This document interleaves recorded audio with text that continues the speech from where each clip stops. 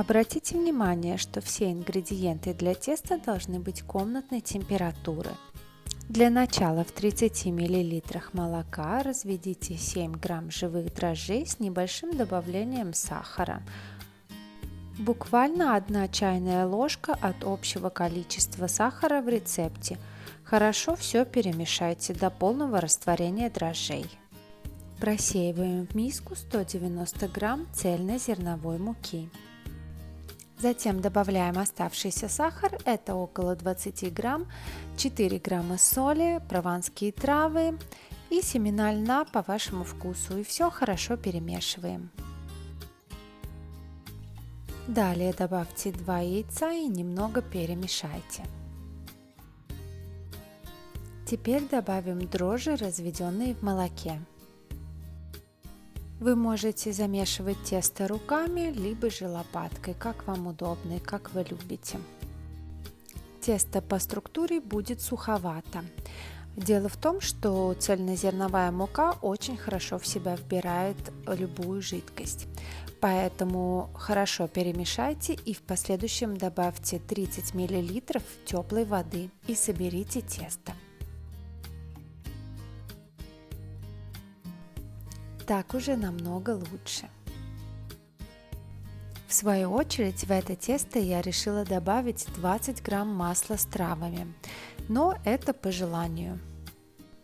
Общее количество сливочного масла в этом рецепте 130 грамм, поэтому если вы будете не использовать масло с травами, на данном этапе вы можете начинать добавлять сливочное масло комнатной температуры, нарезанное небольшим кубиком, и замешивать тесто. Замешивайте тесто очень активно, чтобы кусочки масла растаяли.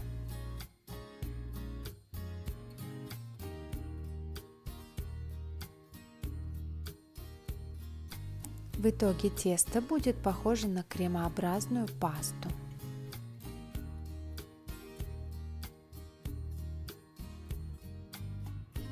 Далее соберите тесто со стенок, как бы формируя шар, и накройте пищевой пленкой и оставьте отдыхать на 2 часа в теплом месте.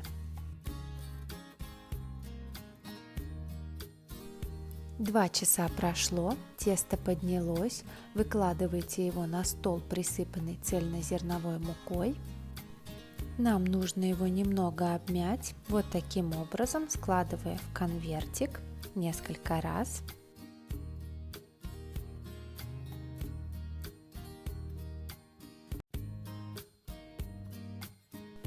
Затем формируем шар и перекладываем его в емкость, присыпанную мукой. Чтобы поверхность не подсыхала, я взбрызнула немного оливковым маслом, вы можете использовать растительное. Далее закрываем пищевой пленкой и отправляем в холодильник на длительное медленное растаивание. Можете оставить тесто на ночь, либо же на 15-20 часов. Прошло 20 часов, подготовьте форму для выпечки, смажьте ее растительным маслом и присыпьте мукой. Также присыпьте рабочую поверхность. Тесто холодное и наполненное газом. Обминающими движениями согрейте его. Когда работаете с тестом, обязательно думайте о чем-нибудь хорошем. О семье, о друзьях, о здоровье, любви, потому что все это передается через наши руки, и все ваши добрые мысли и послания будут внутри вашего хлеба.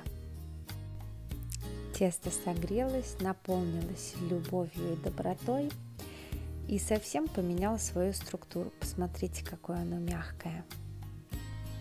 Теперь мы вновь сделаем несколько раз конвертик. Работать с тестом одно удовольствие. Это как настоящая медитация. 2-3 конверта в принципе будет достаточно. И далее формируем из теста шар.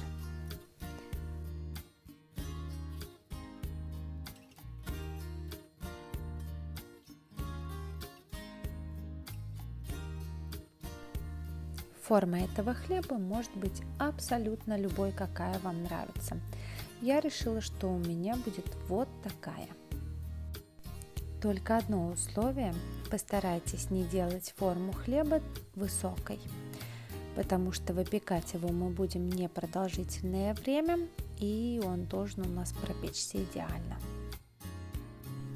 Перекладываю в форму, в которой я буду выпекать, немного делаю его плоским, потому что он еще у нас поднимется. Присыпаю мукой, накрываю полотенцем и отправляю на расстойку еще на 2 часа в теплое место.